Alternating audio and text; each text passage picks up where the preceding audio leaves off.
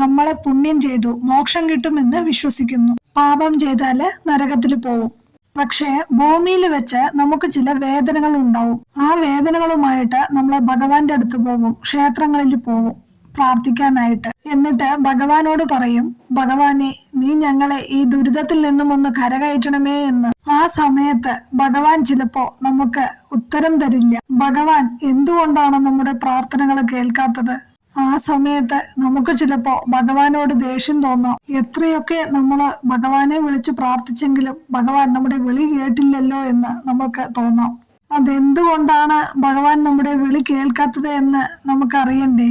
അതിനായി നമുക്ക് മേൽപ്പത്തൂർ നാരായണൻ ഭട്ടതിരിക്കുണ്ടായ ഒരു അനുഭവം കേൾക്കാം. മേൽപ്പത്തൂർ നാരായണൻ ഭട്ടതിരിപ്പാട് 24 പുസ്തകങ്ങൾ എഴുതി. അതിലൊന്നാണ് നാരായണീയം. അതിൽ അദ്ദേഹത്തിനുണ്ടായ ഒരു അനുഭവം കൂടി എഴുതിയിട്ടുണ്ട്. ഒരിക്കൽ അദ്ദേഹത്തിന് കലശലായ വയറുവേദന അനുഭവപ്പെട്ടു. അദ്ദേഹം ഗുരുവായൂരപ്പ എന്ന് ഉറക്കെ വിളിച്ചു. ഗുരുവായൂരപ്പൻ അദ്ദേഹത്തിന്റെ മുന്നിൽ വന്നു. എന്നിട്ട് എന്താ വിളിച്ചത് എന്ന് അന്വേഷിച്ചു. അപ്പോ ഭട്ടതിരിപ്പാട് പറഞ്ഞു, എനിക്ക് കലശലായ വയറുവേദന, അതൊന്ന് മാറ്റിത്തരണേ ഗുരുവായൂരപ്പ. അപ്പോ ഗുരുവായൂരപ്പൻ പറഞ്ഞു, ഭട്ടതിരി ഒന്ന് വെയിറ്റ് ചെയ്യൂ, ഞാനത് മാറ്റിത്തരാം, പക്ഷെ ഒന്ന് വെയിറ്റ് ചെയ്യൂ എന്ന്. ഒരാഴ്ചയായി, എന്നിട്ടും ഭട്ടതിരിപ്പാടിന്റെ വയറുവേദനയ്ക്ക് യാതൊരു മാറ്റവും ഇല്ല. അപ്പൊ വീണ്ടും ഭട്ടതിരിപ്പാട് ഗുരുവായൂരപ്പനെ വിളിച്ചു. ഗുരുവായൂരപ്പൻ ഭട്ടതിരിപ്പാടിന്റെ മുന്നിലെത്തി. അപ്പോ ഭട്ടതിരിപ്പാട്, എന്റെ ഗുരുവായൂരപ്പ, ഞാൻ അങ്ങേക്ക് വേണ്ടി എന്തെല്ലാം ചെയ്തു, പുസ്തകങ്ങളൊക്കെ എഴുതിയില്ലേ? എനിക്കൊരു കാര്യം വന്നപ്പോ അങ്ങ് എന്താ ഒന്നും ചെയ്യാത്തത്? ഞാനൊരു ചെറിയ കാര്യമല്ലേ പറഞ്ഞുള്ളൂ, എന്റെ വയറുവേദന മാറ്റിത്തരാനല്ലേ ഞാൻ പറഞ്ഞുള്ളൂ. അപ്പോ ഗുരുവായൂരപ്പൻ പറഞ്ഞു, മാറ്റത്തില്ല എന്ന് ഞാൻ പറഞ്ഞില്ലല്ലോ മേൽപ്പത്തൂരെ, ഒന്ന് ക്ഷമിക്കാനല്ലേ പറഞ്ഞുള്ളൂ, ഞാൻ മാറ്റിത്തരാം മേൽപ്പത്തൂരെ. ഇതും പറഞ്ഞ് ഭഗവാൻ അപ്രത്യക്ഷനായതും ഭട്ടതിരിപ്പാടിന് ദേഷ്യവും സങ്കടവും സഹിക്കാനായില്ല. അദ്ദേഹം വേഗം അടുത്തുള്ള ഭദ്രകാളി ക്ഷേത്രത്തിലേക്ക് പോയി. ഭദ്രകാളി അമ്മയ്ക്ക് ഒരു വലിയ ഗുണമുണ്ട്. ക്ഷിപ്രപ്രസാദിനിയാണ് ദേവി. ഏറ്റവും പെട്ടെന്ന് ഭക്തരുടെ പ്രശ്നം പരിഹരിക്കുന്ന ഈശ്വര സങ്കല്പം ഭദ്രകാളിയാണ്. ഭദ്രകാളി അമ്മയ്ക്ക് ക്ഷമയില്ല, അപ്പോഴേ കാര്യം സാധിച്ചു കൊടുക്കും. മേൽപ്പത്തൂർ നാരായണൻ നമ്പൂതിരിപ്പാട് അവിടെ ചെന്ന് കാളിയമ്മ എന്ന് ഉറക്കെ വിളിച്ചു. ഭദ്രകാളിയമ്മ പ്രത്യക്ഷപ്പെട്ടു. എന്നിട്ട് മേൽപ്പത്തൂരിനോട് ചോദിച്ചു, എന്താ മേൽപ്പത്തൂര് ഇവിടേക്ക് വന്നത്? അപ്പോ ഭട്ടതിരിപ്പാട് പറഞ്ഞു, അയ്യോ കാളിയമ്മ, എനിക്കൊരു വയറുവേദന, അതൊന്നും മാറ്റിത്തരണേ അമ്മേ. അപ്പോ ഭദ്രകാളി പറഞ്ഞു, നീ ഗുരുവായൂരപ്പന്റെ ആളല്ലേ, നീ എന്താ ഇവിടേക്ക് വന്നത്? അപ്പോ മേൽപ്പത്തൂര് പറഞ്ഞു, ഞാന് ഭഗവാനോട് 2-3 തവണ പറഞ്ഞു, പക്ഷെ ഗുരുവായൂരപ്പൻ എനിക്കത് മാറ്റിത്തരണില്ല. അപ്പോ ഭദ്രകാളിയമ്മ പറഞ്ഞു, ഈ ഒരു ചെറിയ കാര്യത്തിനാണോ നീ ഇങ്ങോട്ടേക്ക് വന്നത്? ശരി, ഇതാ അത് മാറിയിരിക്കണു. ഇത് പറഞ്ഞതും മേൽപ്പത്തൂരിന്റെ വയറുവേദന പൂർണ്ണമായും മാറിക്കഴിഞ്ഞു. മേൽപ്പത്തൂരിന് ഭയങ്കര സന്തോഷമായി. അദ്ദേഹം കാളിയമ്മയ്ക്ക് നന്ദിയും പറഞ്ഞ് തിരിച്ച് ഗുരുവായൂർ ക്ഷേത്രത്തിലേക്ക് വന്നു.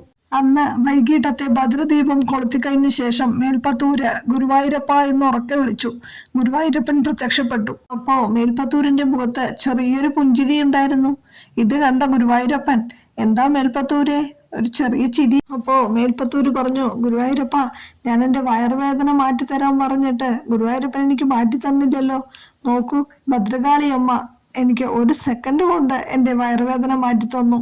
ഇത് കേട്ട ഗുരുവായൂരപ്പൻ, അയ്യോ ചതിച്ചല്ലോ മേൽപ്പത്തൂരെ, നിനക്ക് പൂർവജന്മത്തിൽ കുറച്ച് പാപമുണ്ടായിരുന്നു, അത് നീ പുണ്യം ചെയ്തു പരിഹരിക്കണം. നിന്നെ കൊണ്ടത് പറ്റിയില്ല.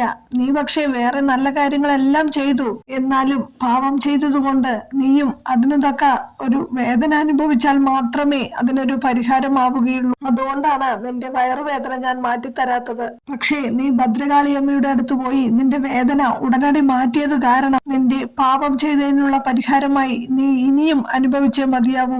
അതിനായി നിനക്ക് 3 ജന്മം ഇനിയും ഉണ്ടാവും. അടുത്ത ജന്മം നീ ഒരു പാമ്പായി ജനിക്കും. അപ്പോ ഒരു ദിവസം നിന്റെ നാട്ടുകാരെല്ലാം കൂടെ അടിച്ചു കൊല്ലും.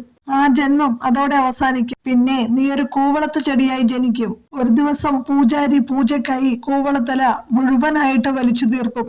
അതോടെ നിന്റെ ആ ആയുസ്സും തീരും. 3ാമതായി നീ ഒരു വണ്ടിക്കാളയായി ജനിക്കും.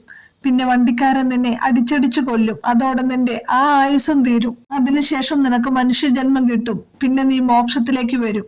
അപ്പോൾ ഞാൻ അവിടെ കാത്തിരിക്കും.